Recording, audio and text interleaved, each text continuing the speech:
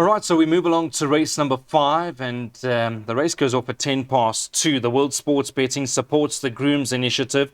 Pinnacle Stakes over 1,600 meters. Just another reminder about that social media. Strap is up on your screen, and we're going to have a look at the market quickly for this particular race because it is the jackpot, the first jackpot. And number 2, And We Dance is your 28 to 10 favorite. 1 Ikoria 6 to 1, 3 Bella Belize at 6 to 1, and it's 17 to 2 and better bar those. Daryl, let's have a look at this particular race number 5. We don't need to hide it. There's been quite a bit of rain in Port Elizabeth, and obviously they did do their track inspection this morning. By now we'll know what sort of penetrometer we're sitting at and what the jockeys are feeling out there. What do you like in a wide open race? Because I've always been a big fan of this Ikoria, but she needs to settle.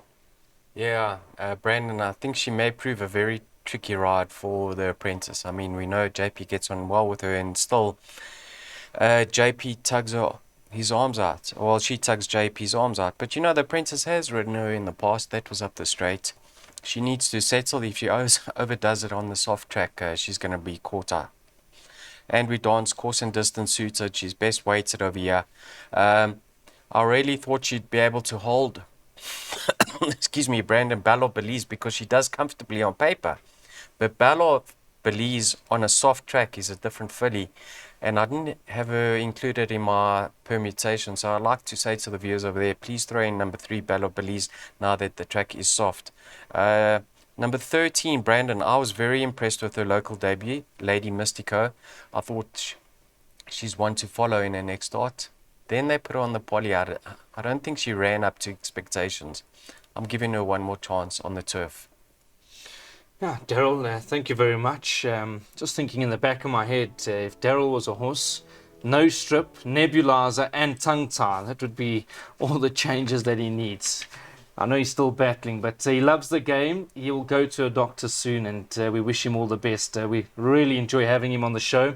Let's go and see what we're doing in terms of selections over here. It is race number 5, Jackpot 1. Daryl Marie's gone 2 and 13, And We Danced, and number 13, Lady Mystico, by 1, 3, 4 and 5, by 1, 2, 3 and 6, by 1, 3, 4 and 8. 128 Rand is going to be the spend, and this jackpot gets underway at 10 past 2. It's over 1,600 meters.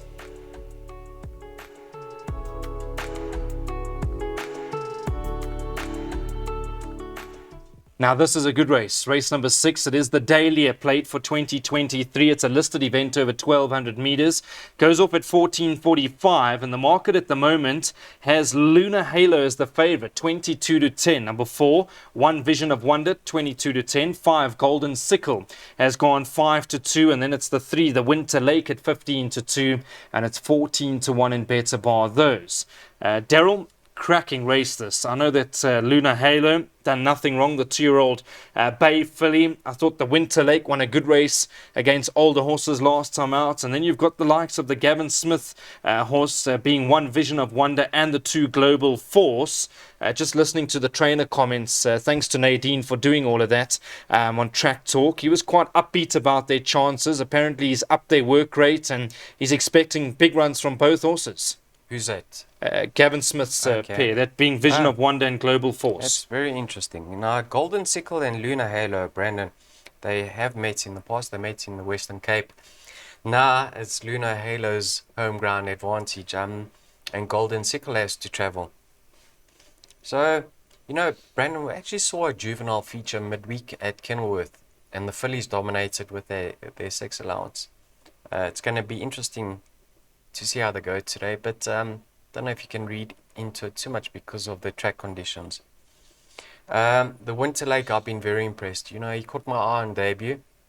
He progressed beautifully from run 1 to run 2, and last time out he had the race won a long way from home. He looks to be going the right way. And how can you fault Vision of Wonder? I mean, 2 runs of the course in distance. He's put some distance between himself and the opposition on both occasions. And he looks like a lovely sort. So, yeah, these are juveniles, Brandon. I'm not going to sit here and say I'm confident in a particular one. I've played wide, as you can see in my perms. Just quickly before we go to your selections, Daryl, tell me, if I had to ask you, we know they're juveniles and they obviously progress at different times.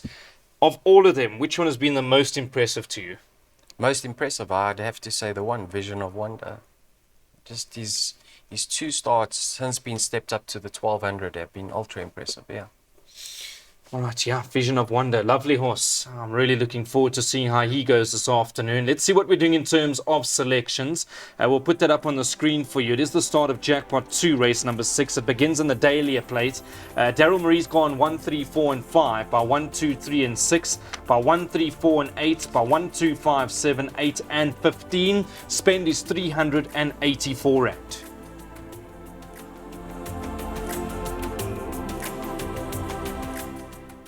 The big one of the afternoon, race number 7. It's time for the World Sports Betting East Cape Derby. It's a listed event over 2,400 meters. And this is going to be a cracking race. Cosmic Event number 3 is your favorite at 22 to 10. 1 Perfection 3 to 1. The 2 Heathcliff at 5 to 1. And it's 6 to 1 and better bar those.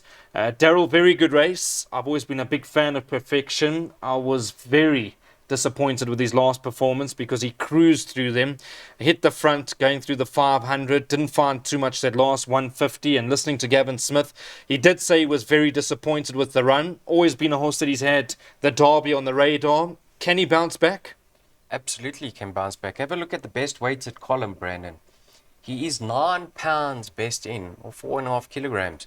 But then you can say none of these horses are exposed over this distance. So I don't know how much you can read into the ratings. Perfection, very disappointing last time out. But Brandon, do we say to ourselves, did he stay, or was it the conditions that day? I mean, I think the wind was gale force. Yeah, look, Daryl, I was there obviously, and there was a lot of wind and there was a lot of rain overnight and during the course of the morning. But again, we look at conditions this afternoon. Apparently, there's been a lot of wind and a lot of rain, so it's not going to be in his favour if it was the conditions being the problem. Yeah. Let's touch on his breeding now. I think his full brother, In a Perfect World, won over the Stained trip. So if he stays and at the weights, he's certainly the horse to beat. This horse, Heathcliff, his style of running suggests that he's going to love the extra. He just switches off at the back of the field, and he can certainly pick them up or pick them off one by one. So I've thrown in men. Cosmic Event, last time I'd set the record straight because we know he was used as the hare in the Derby. He's an improving sort himself. And how gutsy is Machete Man? I mean, every time he gets to the front, he's able to fight off his opposition. He's another one stepping up to the trip for the first time, but when he gets to the front, he seems to relax and do his own fractions, and he's very gutsy. So it's going to be a lovely race. I'm really looking forward to this. Once again, you can see in my perms I've played wide just because of Perfection's latest disappointment. Any mention for Cherry Anu? Yeah, he got thumped beating a very moderate field on the poly track surface last time out. Another horse that could be anything now that he's been stepped up in trip. Oh, it's going to be a good race. Looking forward to this. Probably going to need a horse to stay every inch of the 2400 because the conditions will be quite testing out there. Let's see what we're doing in terms of selections. Pick 3 time. The guys have put their heads together. They've gone 1, 2, 3, and 6 in the first leg by 1, 3, 4, and 8, by 1, 2, 5, 7, 8, and 15. That's going to cost you 96 Rand. The World Sports Betting East Cape Derby. The listed event is scheduled for 20 past 3.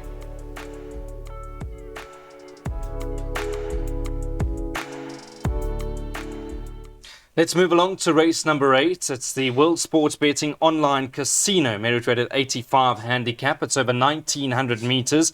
Race goes off at 15.55, and the market has number 1 Blonde Act as your 2-1 favorite. 7 American Landing 7-2, 3 Zigzag at 9-2, and it's 13-2 and better bar those. Bless you, Daryl Marie. I just want to chat to him. Are you at all an online casino man? No, and I won't ever be. No, thank you. I've seen some people do big damage. You? Oh, Do you get involved? Absolutely not. I do know a few people that do enjoy the online casino, and they're very lucky. I chose to go the horse racing path, and I've been unlucky. But we carry on. We're sick for the sport of racing. And Daryl, I mean, good race number 8. I did like this horse Blondak last time out. I thought he was going up and down. Didn't find too much. Zigzag, listening to Cliffy Miller in the Track Talk interviews, he was quite confident and upbeat of a big run. What do you like? Yeah, Blondak was very disappointing last time out, Brandon. I think the sticky conditions may well suit him. To me, he's got more of a climbing action, so could possibly be suited to the soft conditions, and also been stepped back up in trip, because over the mile he was never in contention. Have a look at number 4 of here, King's Crusade. He's 6 kilograms better off with Blondak for a length beating, and that was on the 20th of January. Last time out, they took the blinkers off. That was also a yielding surface, if I'm not mistaken, but he was beaten a long way, so you can't really go into this race with confidence with a horse that was beaten 30-yard lengths. Atkinson Grimshaw, number 8. Now, he's 8.5 kilograms better off. Let me get this right. 8.5 kilograms better off with Zigzag. And I think he's been unlucky on a few occasions recently when on the turf. So I think he does get the trip. He's only had 2 starts and he's run twice on both occasions, but that's on the poly track. I think if there is going to be an upset, it could possibly be the 8, Atkinson Grimshaw. But yes, Brandon, if Blondak bounces back to his best, I expect him to win, but there are other players over here. And just touching on the online casino, I'm not dissing it whatsoever. It's great, and for punters that enjoy it, I mean, what better, the convenience from home. But yeah, I've never been a casino gambler myself. No, and that's what I want to chat to you about. Just a last word before we go and look at these selections. Daryl, World Sports Betting, Warren Tannis and his whole team, I mean, what they've done for the sport of racing, I mean, hats off to them, because it's never easy. Tough times at the moment, not only here in South Africa, but around the globe, and they've put their hands deep into their pocket. They're buying horses at sales. They're trying to help the Grooms Initiative. They're sponsoring races around the country. And, I mean, last word from you, great people, great for the game. Yeah, last word from me. Warren, if you're looking for a racing manager, you got my number. Thank you, Brandon. And I think on that, you would love a few extra slips. Maybe you can get a few loyalty vouchers into that WSB account, Daryl.